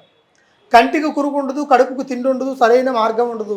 ఎక్కువగా ఏంటంటే ఇంట్లో పనిచేసేవాళ్ళు, అంటే ఆ ఇంటి యజమాని చెప్పినట్టుగా చేసుకుంటూ పోవాలనుకునే వాళ్ళు కొంతమంది. తర్వాత దాని టైం అయిపోతున్న తర్వాత వాళ్ళు ఒక 1 year 2 years అని గ్యాప్ అని పెట్టుకుంటారు. వాళ్ళు ఈ 1 year 2 years తర్వాత వాళ్ళు వెళ్ళిపోవాలి, మేము ఇక మాకు ఉద్యోగాలు అనేది లేవు, ఏమి లేవు, పనులు లేవు, అయిపోయి వచ్చినాయి, మనకి దూరం వెళ్ళిపోవాలి, మనం ఇంకా ఏదో ఒక ఎత్తుకోవాల్సి వస్తుంది అని అనుకుంటుంటారు కొంతమంది. అప్పుడు వాళ్ళకి బాధలు, ఎందుకంటే అక్కడైతేనే వాళ్ళకి కంఫర్టబుల్గా ఉంటుంది, అటు శాలరీ విషయంలో కానీ వాళ్ళు చూసుకునే విధానంలో కానీ బాగుంటుంది, అది దాటిపోకూడదు అన్నట్టుగా వాళ్ళు ఆలోచిస్తుంటారు. కొంతమందికి వీసా ప్రాబ్లం లేకుండా వీసాలతో ఇబ్బంది పడుతుంటారు. కొంతమంది వాళ్ళకి కొన్ని చికాకులు కలుగుతుంటాయి, అక్కడ వాళ్ళు మనశ్శాంతిగా ఉండదు, శాలరీ తక్కువ ఇవ్వడము, తర్వాత వాళ్ళ ఇంట్లో ఆరోగ్య సమస్యలు కలగడము, వాళ్ళు అక్కడికి పోయిన తర్వాత కొన్ని ఇబ్బందులు పడి మానసికంగా నలిగిపోతుంటారు. అక్కడి నుంచి ఇంకో చోటుకు మారాలి, ఆ ఒక ఆఫీస్ నుంచి ఇంకో ఆఫీస్ మారాలి, లేదంటే ఆ పని నుంచి ఇంకొకరి దగ్గరికి పోవాలి. కొంతమంది అక్కడ పని చేసుకునే విధానంలో కొంతమంది కూడా వాళ్ళకే పడకోకుండా కావాలని వీళ్ళ మీద వాళ్ళ మీద లేనిపోయి చెప్పుకొని, ఇద్దరు ఉంటే ఇండియా వాళ్ళ పని చేసే దాంట్లో ఒకరి గురించి ఒకరైనా చెప్పుకునే ఒక విధానం ఉంటుంది, వాళ్ళ దగ్గర ఐక్యత తక్కువగా ఉంటుంది. అప్పుడు వీళ్ళ మీద వాళ్ళ మీద వీళ్ళు కంప్లైంట్ చేసుకొని ఎవరినో ఒకరిని తీసేయడానికి ఒక ఆలోచన జరుగుతుంటుంది. అప్పుడు వాడు ఎక్కడికి పోవాలి, వేరే ఇల్లు తెలియదు. అది మన ఇండియా మాదిరి కాదు కదా, కోయేట్ అంటే చాలా కండిషన్తో ఉన్న కంట్రీ, అది బయటికి తిరగడానికి కూడా చాలా కష్టం ఉంటుంది. ఆ విధమైన కంట్రీలల్లో చాలామంది విదేశాల కోసం వెళ్ళి అక్కడ చాలా బాధలు పడే వాళ్ళు ఉన్నారు. ఇప్పుడు అక్కడికి పోకోకుండా పోవాలని కోరికతో వాళ్ళు పెట్టుబడి పెట్టి డబ్బు పెట్టినా కూడా అక్కడ వీసాలు రాకుండా, అక్కడ ఉద్యోగాలు రాకుండా బాధపడుకుంటూ ఉండేవాళ్ళు ఇండియాలో కూడా చాలామంది ఉన్నారు. ఇటువంటి వాళ్ళు చాలా వరకు డబ్బును కోల్పోతూ, బంధుత్వాన్ని కోల్పోతూ, భార్యాభర్తలకు దూరం అవుతూ, పిల్లలకు దూరం అవుతూ, అందరికీ దూరం అయిపోయి కూడా అక్కడ వాళ్ళు పడడానికి కష్టాలు పడుతూ, ఆ కుటుంబానికి చాలా రకాలుగా నానా వేదన పడుతూ వాళ్ళు కుమిలిపోతుంటారు. వాళ్ళ బాధలు ఇక్కడ ఇండియా వాళ్ళు ఉండే వాళ్ళకి తెలియదు. వాళ్ళు డబ్బు పంపించాలని ఒకటి ఆలోచనే తప్ప వాడు ఎంత కష్టం చేస్తున్నాడు, ఎంత బాధపడుతున్నాడు, పొద్దున్నే లేచి తినడం లేదా అని ఒక ఆలోచన అనేది తక్కువ. అక్కడ కొంతమందికి మన ఇండియన్స్ అంటే చాలా వరకు అభిమానం ఇచ్చి దానికి వాళ్ళకి తగినట్టుగా ఆహారాన్ని, వాళ్ళ ఆరోగ్యాన్ని పట్టించుకునే వాళ్ళు ఉంటారు. కొంతమంది అయితే మనకి వాళ్ళ ప్రక్రియ వాళ్ళకి అవసరాలు తీరేంత వరకు వాళ్ళు ఏ పని చేసుకోకూడదు. ఆ పని పూర్తయిన తర్వాత మిగతా పని వాళ్ళు చూసుకోవాలి తప్ప ఇట్లా కొంతమంది కండిషన్లు పెట్టే వాళ్ళు ఉంటారు. మరి దీనికి పరిష్కారాలు మీ దగ్గర ఉన్నాయా? కంపల్సరిగా ఇలాంటి వాళ్ళకి పరిష్కారం కంపల్సరిగా ఉంది. విదేశాలకు పోవాలనుకునే వాళ్ళకి, ఉద్యోగాలకు రావాలనుకునే వాళ్ళకి, అక్కడ పోయి ఇబ్బంది పడుతున్న వాళ్ళకి, అక్కడి నుంచి వీసాలు మళ్ళీ రాకోకుండా వీసా కావాలనుకునే వాళ్ళకి, తర్వాత అక్కడ కూడా కొంతమంది ఇబ్బంది పడుతుంటారు. ఒక మనిషిని చూసి ఇంకొక మనిషి తన ద్వారాగా మనకి హెల్పింగ్ నేచర్ చేసేవాళ్ళు ఉంటారు మన ఇండియన్స్. కానీ వాళ్ళ ప్రేమ అభిమానాలను కోరుకునే వాళ్ళ స్త్రీ పురుషుల్లో కూడా ఉన్నారు. వాళ్ళు కూడా చాలా వరకు బాధపడుతుంటారు. ఎందుకంటే ఇటు కుటుంబం భర్త భార్యలు దూరం అయిపోయారు. వీళ్ళకి అక్కడ ఉండే వాళ్ళతో ఒక ప్రేమ ప్రేత కలిగే విధానాలు కూడా కొంతమంది ఉంటారు. అలాంటి వాళ్ళకు కూడా మన దగ్గర ఖచ్చితంగా పరిష్కారం దొరుకుతుంది. ఎటువంటి సమస్య ఉన్నా కూడా ఒక్కసారి మమ్మల్ని కాంటాక్ట్ చేయండి. ఈ కింద కనపడే కాంటాక్ట్ నెంబర్ కాంటాక్ట్ చేస్తే మీకు సరైన పరిష్కారం దొరుకుతుంది. కంపల్సరిగా మీ భవిష్యత్తులో మంచి మార్గాన్ని ఎన్నుకుంటారు. కానీ ఏది చేసినా సరే మీరు మనసులో అనుకున్న మాటని కంపల్సరిగా నిర్భయంగా నాతో చెప్పచ్చు. కానీ అట్లని చాలామంది చెట్టు పేర్లు చెప్పుకొని కాయలు అమ్ముకొని బతికే వాళ్ళు చాలామంది ఉంటారు. అలాగే మీరు చాలాసార్లు మీరు మోసపోయి ఉంటారు, చాలా దుఃఖం ఇబ్బంది పడి ఉంటారు. అలా కాదు, ఏదైనా సరే దాన్ని నిర్ధారణ చేసుకోవాలంటే మీ ముఖ చిత్రాలను బట్టి చూసి, మీ ఫోటోలు మీ పేరు బలాలను బట్టి చూసి దాన్ని కంపల్సరిగా దాని పరిష్కారం నేను చేస్తాను. 100% ఉంటుంది. గురుగారు, రాజకీయాల్లో చేరాలి, రాజకీయ నాయకులుగా చలామణి అవ్వాలి అని ఎంతో మందికి ఉంటుంది. అలాగే రాజకీయ నాయకులు చుట్టూ తిరుగుతారు కూడాను, ఫలానా పదవి వస్తుందేమో అని ఆశపడుతూ. కానీ చాలామందికి ఆ యోగం ఉందా లేదా కూడా తెలియదు. మరి రాజకీయ యోగం మన చేతిలో ఉంది అని ఎలా తెలుసుకోవాలి? మన జీవితంలో ఆ పదవిని పొందే అవకాశం ఉందా లేదా? ఇవన్నీ ఏ విధంగా తెలుసుకోవాలి?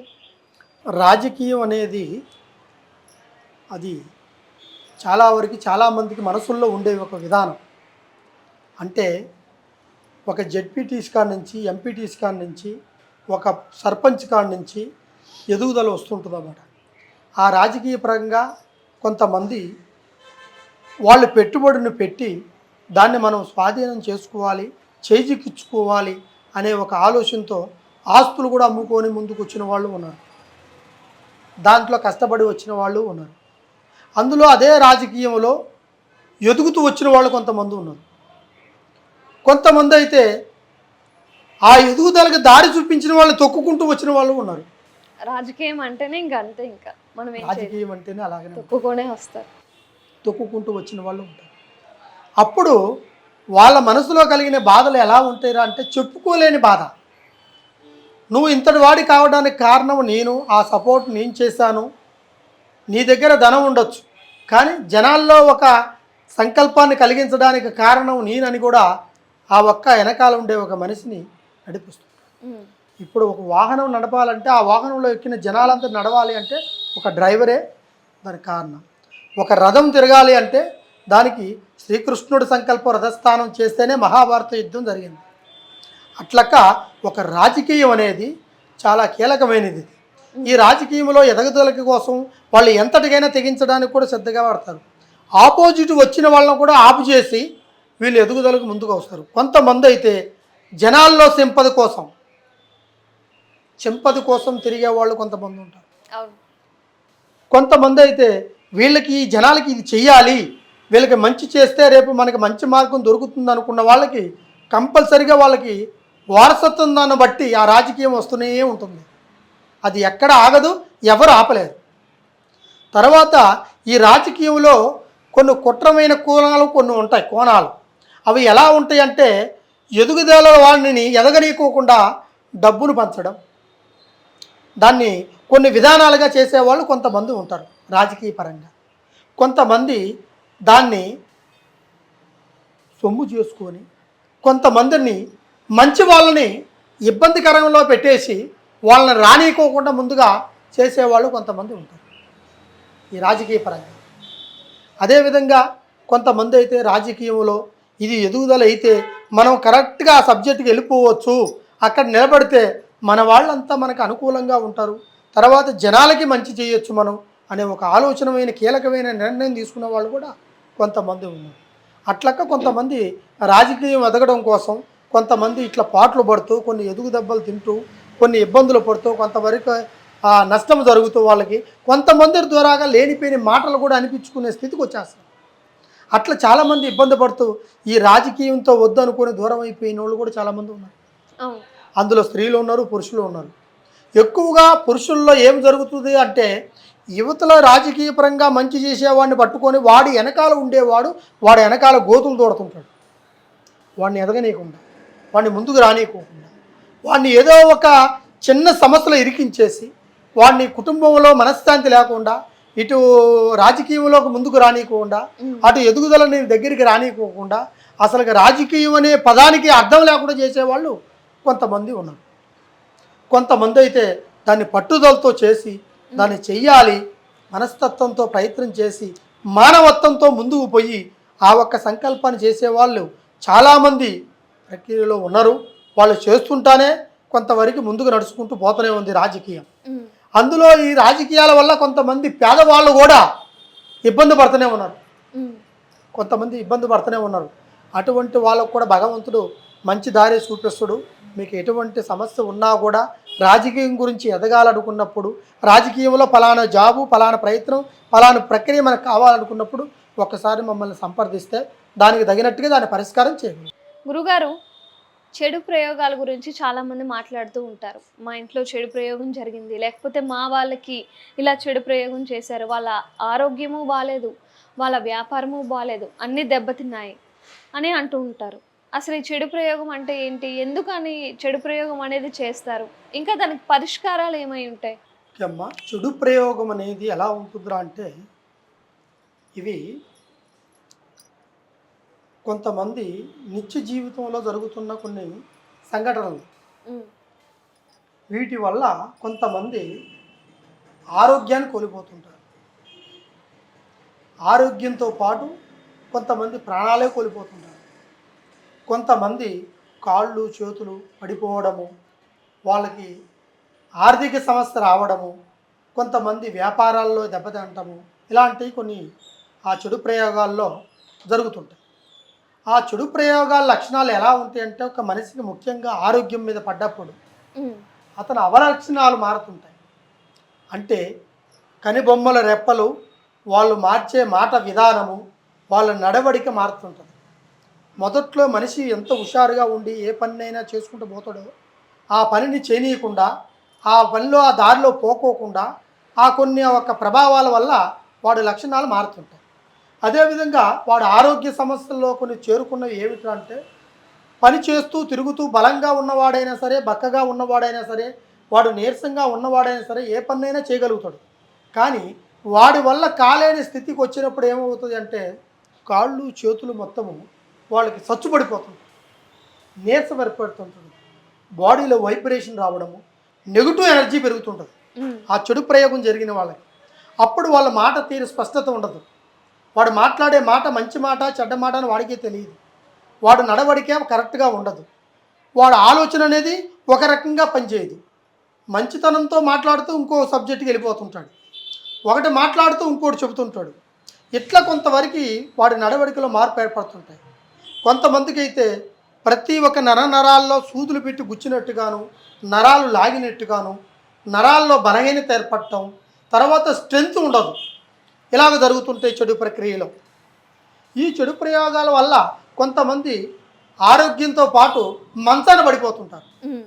నడువులు పనిచేయకుండా పోవడం, లేదా కాళ్ళు చేతులు వాపులు రావడం, ముఖం అంతా ఊదిపోయినట్టుగా ఉండడము, ఇవన్నీ చూసి కొంతమంది అబ్బో ఇలాంటి ప్రాబ్లం జరిగింది ఏమిటా అసలుగా అనేది తెలియకుండానే డాక్టర్ దగ్గరికి వెళ్తారు. డాక్టర్ దగ్గరికి వెళ్తే ఓ పలానా ప్రాబ్లం వాళ్ళకి సైన్స్లో తెలిసిందిరా అంటే వాళ్ళు కంపల్సరీగా దానికి ట్రీట్మెంట్ చేస్తారు. సైన్స్కి కూడా అర్థం కాని కొన్ని ప్రక్రియలు దాంట్లో జరుగుతుంటాయి ప్రయోగాలల్లో. అవి ఎలా ఉంటాయి అంటే హాస్పిటల్ ట్రీట్మెంట్ జరుగుతున్నా కూడా ఈ ప్రాబ్లం అనేది వాళ్ళు కూడా గుర్తించలేరు. మనిషి పిడుసులు వచ్చినట్టు కూట్టుకోవడము, కళ్ళు తేలకళ్ళు వేయడము, కాళ్ళు చేతులు నీరసంగా రావడము, తర్వాత వాళ్ళు ఈసీజీ తీసినప్పుడు వాళ్ళ నడవడికలో మంచి బిహేవియర్ని బట్టి తర్వాత పల్స్ రేట్ ఉంటుంది. ఈ పల్స్ రేట్లో పెరగడం తగ్గడం ఈ లక్షణాలన్నీ కనబడుతుంటాయి.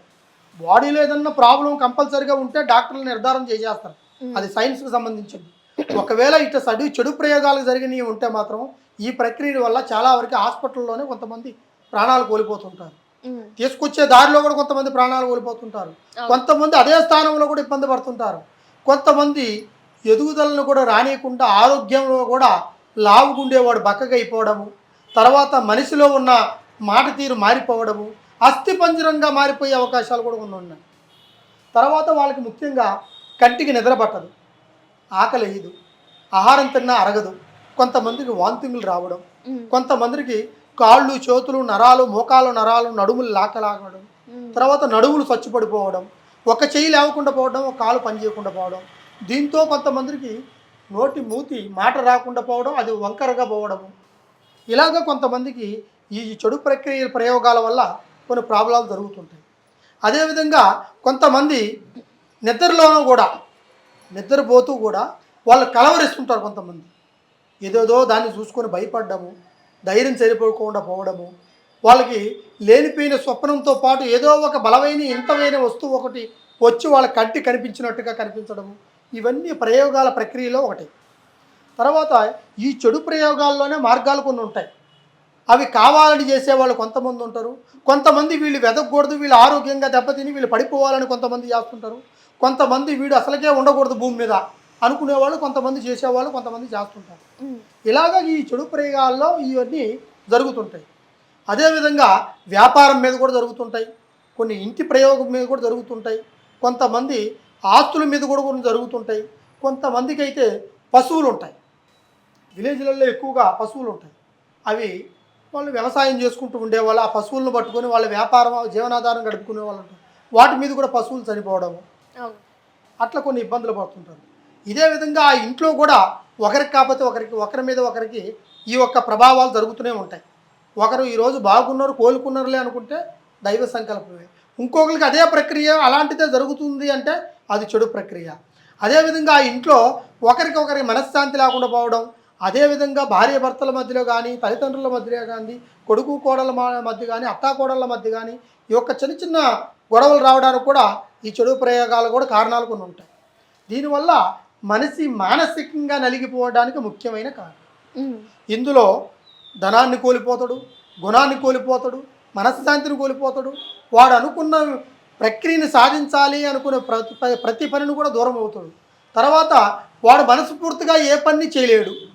తర్వాత కొంతమందికి అయితే ప్రతి ఒక్క మనిషికి కొంతమందిలో రక్తం ఉత్పత్తి అవుతుంటుంది, అది కొంతమందికి అక్కడక్కడ క్లాట్ అవుతుంది, సడన్గానే పడిపోతుంటాడు. మనిషి మంచిగా ఉన్నోడు సడన్గా పడిపోయాడు ఎందుకు, బ్లడ్ కానట్టుగా లేకుంటే బ్రెయిన్ మాదిరిగా ప్రాబ్లం వచ్చినట్టుగా ఇలాగ కొంతమందికి తెలుస్తుంటాయి. అదేవిధంగా కొంతమందికి క్యాన్సర్ వస్తుంటుంది, ఎప్పుడు క్యాన్సర్ రాదు వాడికి, వాళ్ళ ప్రారంభంలోనే ఉండదు, కానీ వాడు క్యాన్సర్ వచ్చింది. దీనివల్ల కొన్ని తినే పదార్థాల వల్ల, కొన్ని ఈ చెడు ప్రయోగాలు జరిగిన దానివల్ల ఏమవుతుంది అంటే అది తెలియకుండానే మనకు ఒక రోగం వచ్చినప్పుడు డాక్టర్ దగ్గరికి పోతే ఆ బ్లడ్ మీద కొద్దిగా వాళ్ళకి సిమ్టమ్స్ కొన్ని తెలుస్తాయి, దాన్ని ల్యాబ్కు పంపించి తెలుసుకుంటే కంపల్సరీగా నీకు క్యాన్సర్ అటాక్ అయిందని ఒక ఆలోచన కూడా వచ్చేస్తుంది. అది ఎలా వస్తుంది, అసలు క్యాన్సర్ వచ్చిందని ఎవడు తెలుసుకోలేడు కదా, ఏదన్నా ఒక ప్రాబ్లం వచ్చినప్పుడే క్యాన్సర్ వస్తుందనే ఒక విషయం తెలుస్తుంది. అదేవిధంగా ఈ చెడు ప్రభావం అనేది ఒక జ్వరం వచ్చినప్పుడు, ఒక నరాలు పనిచేయకుండా ఉన్నప్పుడు, తలపోటు వచ్చినప్పుడు, మనిషి గుండెల్లో భారం వచ్చినప్పుడు, గుండెపోటు వచ్చినప్పుడు, కొన్ని కాళ్ళు చేతులు నీరసంగా వచ్చి పడిపోయినప్పుడు, ఈ ప్రాబ్లం వచ్చినప్పుడే దాని ఒక ప్రయోగం గురించి తెలుస్తుంటుంది. దాన్ని వెంటనే ఆ సిమ్టమ్స్ని గుర్తుంచుకొని కంపల్సరిగా దానికి సంబంధించిన దాని సారం తెలిసిన వ్యక్తుల దగ్గరికి పోయి దాన్ని నివారణ చేసుకుంటే కంపల్సరిగా మీకు రాబోయే ఒక ప్రాణ నష్టం నుంచి, ఆరోగ్య నష్టం నుంచి, రేపు తగలపోయే ఎదురు దెబ్బ నుంచి మిమ్మల్ని మీరు కాపాడుకొని మీ కుటుంబాన్ని మిమ్మల్ని కాపాడుకునే ఒక సంకల్పం మీకు కంపల్సరిగా జరుగుతుంది. ఇటువంటి చెడు ప్రభావాలు ఎవరికైనా జరిగి ఉంటే, ఎటువంటి ఆరోగ్య సమస్యలైనా, కొంతమందికి అయితే ఒక లోపల నుంచి జర్రులు పాకినట్టుగా ఉంటాయి, సూదులు కూర్చున్నట్టుగా ఉంటాయి, అవి పొడిచినట్టుగా ఉంటాయి, వాటికి కంటికి నిద్ర పట్టదు, తెల్లవారుతులు నిద్రతో ఉంటారు, కళ్ళ కింద నల్లగా వచ్చేస్తుంటుంది, ముఖం అంతా పేర్చకపోయి ఉంటుంది, ఒక్కొక్కరికి వాసిపోయి ఉంటుంది, ఒక్కొక్కరికి అయితే ఆహారం మీద ఇంట్రెస్టే ఉండదు, ఏమి తినబుద్ధి కాదు వాళ్ళకి. ఈ చెడు ప్రయోగాలు చాలా వరకు రకరకాలుగా జరుగుతుంటాయి, రకరకాలుగా చేసేవాళ్ళు ఉన్నారు. వాటిని మనం గుర్తుంచుకొని ఆ లక్షణాలను గుర్తుంచుకున్నప్పుడే అప్పుడు ఆ ప్రాబ్లంలో ఉన్న ఒక సారాంశాన్ని తెలుసుకొని దానికి తగినట్టుగా చేయాలి. ఇలా ఉన్న వాళ్ళు కంపల్సరీగా ఎవరైనా మీకు ఈ ప్రాబ్లాలు జరిగి ఉంటే ఒక్కసారి మమ్మల్ని సంప్రదించండి. అలాగని మీరు నిర్లక్ష్యం చేయొద్దు, ఏ విషయాన్ని సరే ఉట్టిగా తీసి పక్కకు పెట్టేయద్దు, ఏమీ లేదు కదా అని అనుకోవద్దు. దైవశక్తి ఉన్నదని ఎంత నిజమో దుష్ట శక్తులు కూడా ఉన్నాయి కంపల్సరిగా. దాన్ని బట్టే ఈ యొక్క చెడు ప్రయోగాలు జరుగుతుంటాయి. కొంతమంది మీకు గిట్టని వాళ్ళు, మీకు చెడు ప్రయత్నం చేసేవాళ్ళు ఈ మాదిరిగా కొంతమంది జనాల్లో ఉంటారు. కొంతమంది మానవుల రూపంలోనే తిరుగుతుంటారు, కొంతమంది కొన్ని రకాలుగా చేస్తుంటారు. అది ఒక్కొక్క చెడు ప్రయోగాన్ని చెడు విధాలుగా చేస్తుంటారు. అలాంటి వాళ్ళకి ఎవరికైనా ఇలాంటి అనుమానాలు కానీ చెడు ప్రయోగాలు జరిగి ఉంటే ఒక్కసారి మమ్మల్ని సంప్రదించి కింద కనబడే కాంటాక్ట్ నెంబర్ని కాంటాక్ట్ చేస్తే కంపల్సరిగా సంపూర్ణమైన భవిష్యత్తు మీకు దొరుకుతుంది. అది పర్సనల్గా అలాగనే మీరు అలాగనే కాల్ చేస్తే నీకు చెప్తానే తప్ప అది అరాకొరతో చెప్పొద్దు. మీరు ఏదైనా సరే మీరు మనస్ఫూర్తిగా చెప్పండి. మీకు సంపూర్ణమైన ప్రాబ్లాన్ని మీకు పరిష్కారం చేసి మీకు అన్యాయంగా ఎటువంటి జరిగినా కూడా అటువంటి వాటిని కూడా నేను తీసి మీకు ఆరోగ్యాన్ని మీకు కంపల్సరిగా ఉండేటట్టుగా నేను చేస్తాను. గురువు గారు, వీధిలో చిన్నపిల్లలు ఆడుకుంటూ ఉంటే అక్కడ దిష్టి నిమ్మకాయలు చాలా మంది పడేస్తూ ఉంటారు. వాళ్ళ ఇంట్లో ఏదో సమస్య వచ్చిందని దిష్టి తీసి ఎదుటి వాళ్ళ ఇంటి ముందు పడేయడము, పిల్లలు ఆడుకున్న ప్లేస్లో పడేయడము చేస్తూ ఉంటారు. ఈ విధంగా చేయడం వల్ల పిల్లలు అనారోగ్యం చెందుతున్నారు. నిజంగా ఆ దిష్టి నిమ్మకాయలు తొక్కితేనో, ఆ దిష్టి నిమ్మకాయల మీద నుంచి దాటితేనో ఆరోగ్యం చెడిపోతుందంటారా? ముఖ్యంగా ఇలాంటిది చిన్నపిల్లలను మనం ఎక్కువగా చూస్తూ ఉంటాం. ఈ దిష్టి అనేది ప్రతి ఒక్కరికి ప్రతి ఒక్క ఇంట్లో ఉంటుంది, ప్రతి ఒక్కరికి ఉంటుంది. ఒక మనిషి ఆహారం తినేటప్పుడు కొంతమంది చూసినప్పుడు వాడికి జీర్ణం కాదు, అది దృష్టి. ఒక ఇల్లు కట్టేటప్పుడు ఒక గుమ్మడికాయను ఒక నిమ్మకాయను దిష్టి తీస్తారు, అది మంచి జరగడం కోసం. ఇట్లా కొంతమంది కొన్ని ప్రాబ్లమ్స్ బట్టి వాళ్ళ దిష్టి ప్రయోగాలు తీసుకొని వాళ్ళు రోడ్ల మీద పోస్తుంటారు అన్నమాట. కొంతమంది కుంకుమతో కలిపిన నీళ్లు, బొగ్గులు, ఎండి మిరపకాయలు, తల వెంట్రుకలు ఇలాగ తీసి కొంతమంది రోడ్డును పారబోస్తుంటారు. కొంతమంది దిష్టి తీసుకొని కొంతమంది నిమ్మకాయలు బయట పడేస్తుంటారు. అది వాళ్ళకు చేసుకున్నదే తప్ప వాళ్ళ గురించి వేరే వాళ్ళ గురించి చేసినవి కావు. కానీ వీటిని చూడకుండా పిల్లలు కావచ్చు, పెద్దలు కావచ్చు సడన్గా దాటేస్తుంటారు. అవి దాటినప్పుడు ఏమవుతుంది అంటే దానివల్ల ముఖ్యంగా ప్రతి ఒక్కరికి ఆ దాటుడు ప్రయోగం జరిగిన వాళ్ళకి మొదట్లో వాళ్ళకి కాళ్ళ నుంచి చేతుల నుంచి కురుపుల మాదిరిగా లేస్తుంటాయి. కొన్ని గడ్డల మాదిరిగా, కురుపుల మాదిరిగా, చర్మం కొద్దిగా చిట్లినట్టుగా కొన్ని చిన్న సిమ్టమ్స్ కొన్ని కనబడతాయి దాంట్లో. దాని తర్వాత కొంతమందికి అయితే కళ్ళు తిరిగినట్టుగా, కొంతమందికి ఏదో మనసు అంతా తేలిక అయిపోయినట్టుగా, ఏదో విధంగా అన్నట్టుగా మనిషి స్వస్థత లేకుండా అంటే శ్వాస పీల్చుకోలేని విధానంగా కొంతమందికి జరుగుతుంటాయి. అంటే అవి ప్రాణానికి నష్టమేమి కావు, అది ఉపశాంతి కోసం చేసుకున్నాయే. కాకపోతే ఇది దాటకూడదు. మనం కళ్ళతో చూసినప్పుడు మనం దాటం వాటిని. అయితే కొంతమంది కాళ్ళకి దారం కట్టుకుంటుంటారు, నల్లదారం, దిష్టి కోసం, ఎక్కడ మీద తగలకూడదు అనుకుంటారు. కొంతమంది దిష్టి సుక్క పెట్టుకుంటుంటారు. తర్వాత వధువురులు కూడా దిష్టి సుక్క పెడుతుంటారు, కొత్తగా పెళ్ళైన వాళ్ళు. ఇట్లా కొంతవరకు దిష్టి అనేది కొంతమంది తగులుతూ ఉంటుంది. ఇందులో ఈ సిమ్టమ్స్ ఎలా ఉంటాయా అంటే మనిషికి తర్వాత ఆరోగ్యంలో నీరసంగా ఉండడం, ఆకలి వేయకుండా పోవడము, అది కళ్ళు తిరిగినట్టుగా ఉంటూ ఆ దాటిన రోజు కానించి వాళ్ళు ఏ పని మీదకి పోకుండా పోబుద్దిగా ఉండడము, లేకపోతే ఇంట్లో వాళ్ళ మీద చిరాకు పడ్డము, ఇలాంటి చిన్నవి జరుగుతుంటాయి. ఈ పిల్లలకు కూడా జ్వరం రావడము, మంచిగా ఆటాడుకుని ఒక గంట బాగున్న ఆ పిల్లోడికి జ్వరం వచ్చేసింది.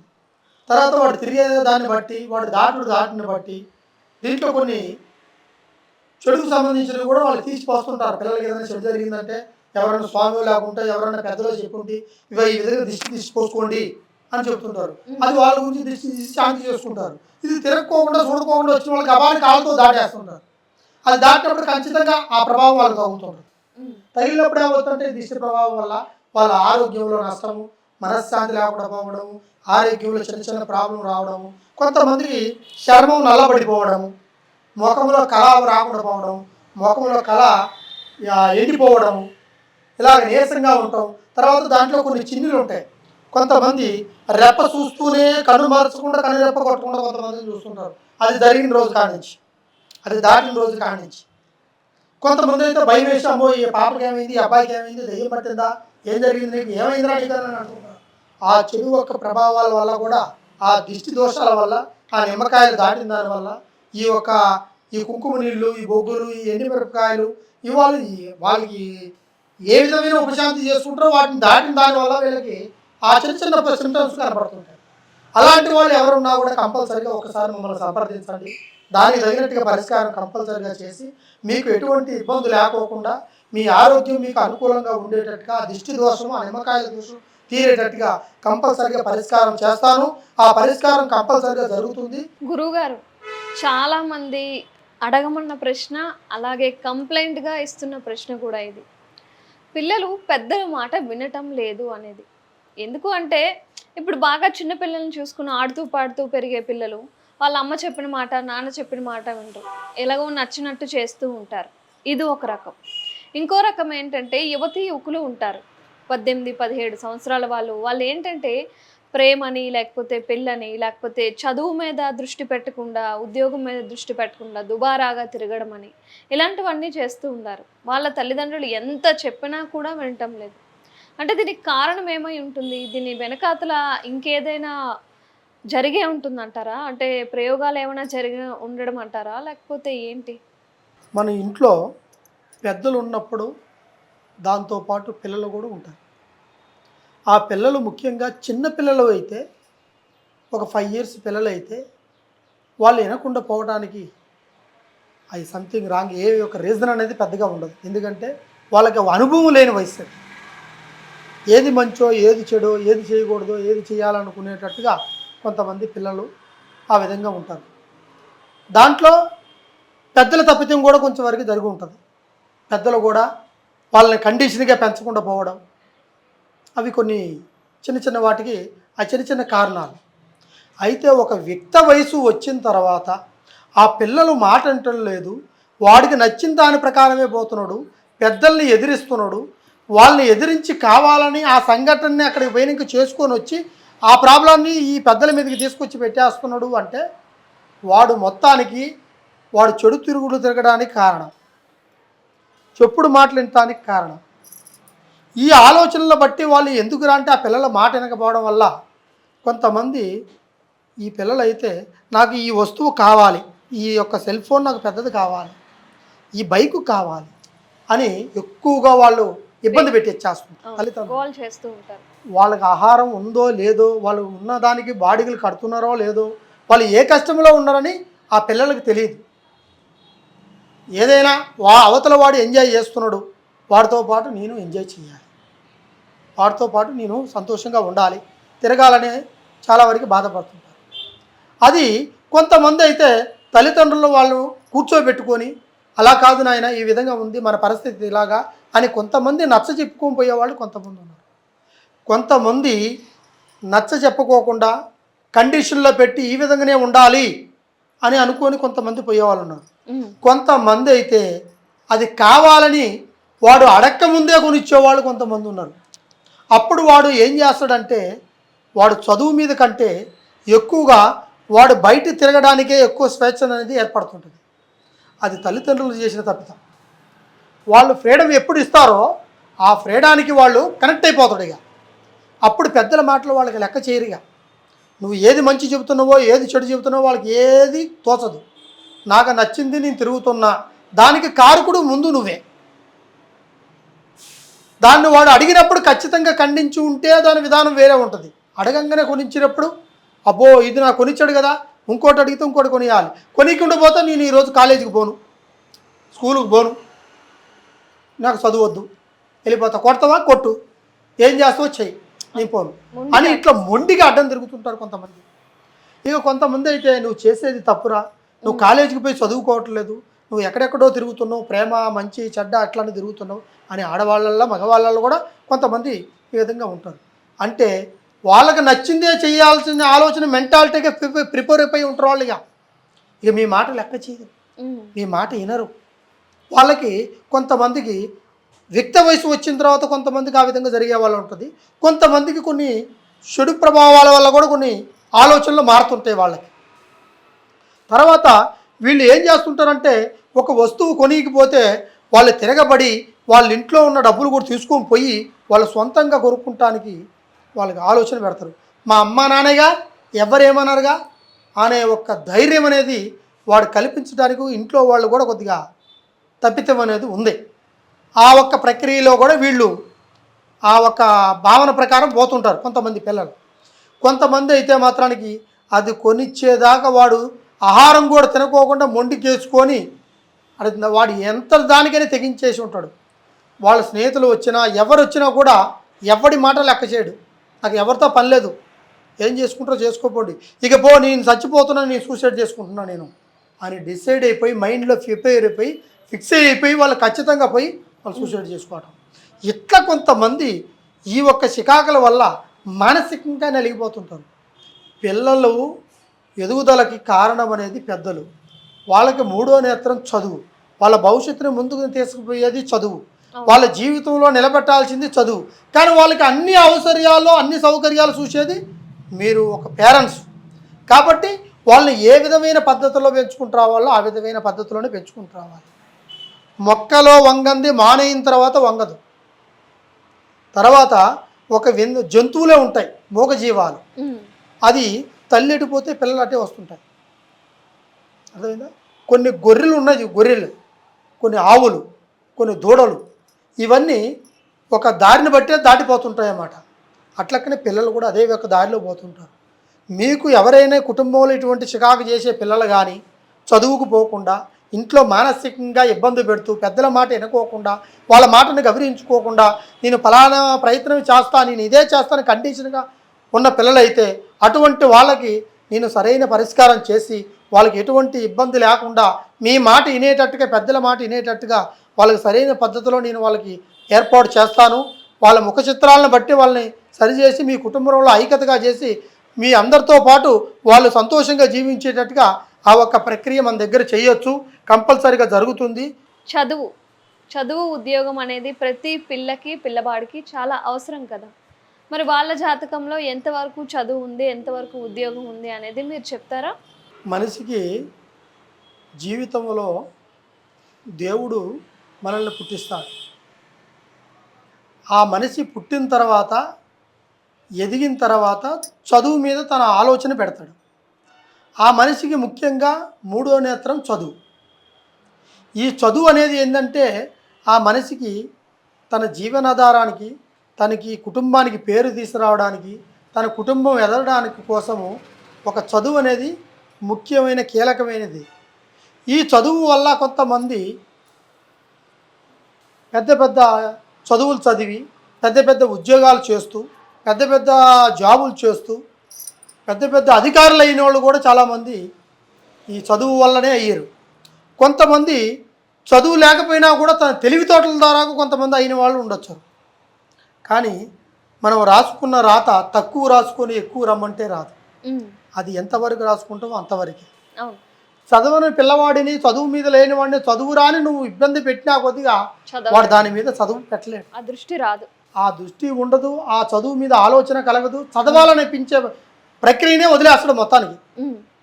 అటువంటి పంతమైన మనసులు కూడా కొంతమంది భూమి మీద ఉన్నారు.